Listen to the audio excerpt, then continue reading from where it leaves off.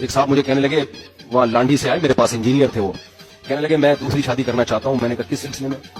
کہتے ہیں اصل میں میری ایک وائف ایسی ہے جو گھر کے کام کاج کرتی ہے, تو کھانا وانا نہیں بنانا آتا, تو میں دوسری وائف لا کے رکھوں گا, کام یہ کرے گی, جھاڑو پوچھا کھانا وہ بنا دے گی. میں نے کہا مریخ سے تو نہیں آئے میرے بھائی, آپ اسی زمین پہ رہتے ہو, آپ لوکیشن ذرا بتاؤ آپ کہاں ہو؟ کہہ رہے لانڈی. میں نے کہا ہو سکتا ہے چاند پہ بھی کوئی لانڈی وانڈی ہو. کہہ رہے کیوں؟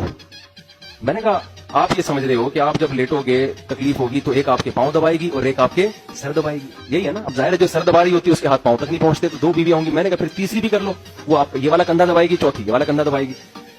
میں نے کہا بھائی تو کس دنیا میں رہ رہا ہے؟ میں نے کہا جب تو دوسری کرے گا نا, جو کام کر رہی ہے نا, تو کام کرنا چھوڑ دے گی.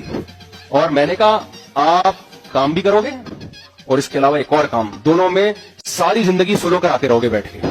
اور میں نے کہا جب دونوں کو آپ ایک ساتھ رکھو گے تو یہ جو عام ہیلمٹ ہے نا, جو لوکل ہیلمٹ, یہ نہیں چلے گا. امپورٹڈ ہیلمٹ جو باقاعدہ میرے کو جاننے والے ہیں ڈیفینس میں, ان کا ہیلمٹ کا بزنس ہے. میں نے بائک کے لیے ان سے ہیلمٹ لیا ہے, کہنے کو تو بائک کے لیے لیا, باقی آپ سمجھدار ہیں. تو وہ ہیلمٹ بہت مضبوط ہیلمٹ ہوتا ہے.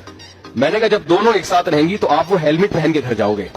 تو کہنے لگے یار آپ تو منفی باتیں کر رہے ہیں, آپ تو اتنا اپریشیٹ کرتے ہیں. میں نے کہا بھائی میری پوری بیان سنا کرو. میں سمجھتا ہوں کہ یہ 2 شادیاں 4 شادیاں معاشرے کی ضرورت ہے, لیکن یہ جہاد ہے, تو جہاد سمجھ کے کرو. انجوائے کرنے کے لیے کرنے کی بالکل بھی ضرورت نہیں ہے.